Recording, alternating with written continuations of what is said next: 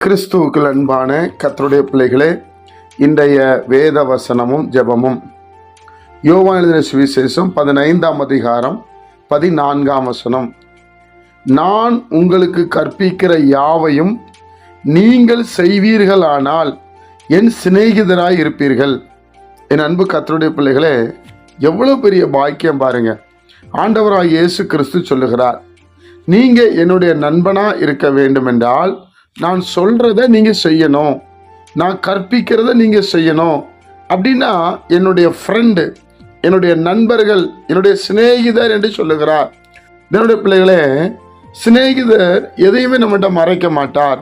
வரும் காரியங்களை வெளிப்படுத்துவார், எதிர்காலத்தை சொல்லிக் கொடுப்பார், எந்த இடத்துல எப்படி நடக்கணும் சொல்லிக் கொடுப்பார். இப்படிப்பட்ட ஒரு நல்ல தெய்வம் நமக்கு இருக்கிறார். அதனால தேவனுடைய பிள்ளைகளே, அவர் நமக்கு கற்பிக்கிற யாவையும் நாம் செய்ய வேண்டும் என்று விரும்புகிறார். நம்ம செய்கிறோமா? யோசித்து பாருங்க. அப்போ வேத புஸ்தகத்தை நல்லா படிக்கணும், வேதத்தை நல்லா தியானிக்கணும், வேத வசனத்தின்படி நடக்க முயற்சி செய்யணும். அப்போதான் நாம் அவருக்கு சிநேகிதனாய் மாற முடியும். அப்படி சிநேகிதனாய் நாம் மாறும்போது நம்மளை எந்த பிரச்சனையில் விடுவாரா? போராட்டத்தில் விடுவாரா? மன உளைச்சல் விடுவாரா? விடமாட்டார்.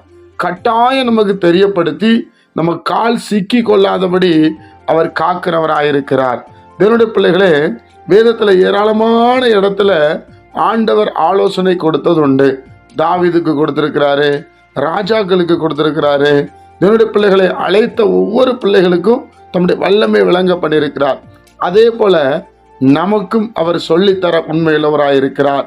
அப்போ அவர் கற்பிக்கிற கற்பனை, அவர் என்ன சொல்லுகிறார் என்பதை அறிந்து நாம் செயல்படுவோம் என்று சொன்னால் நாம் சிநேகிதராய் இருப்போம்.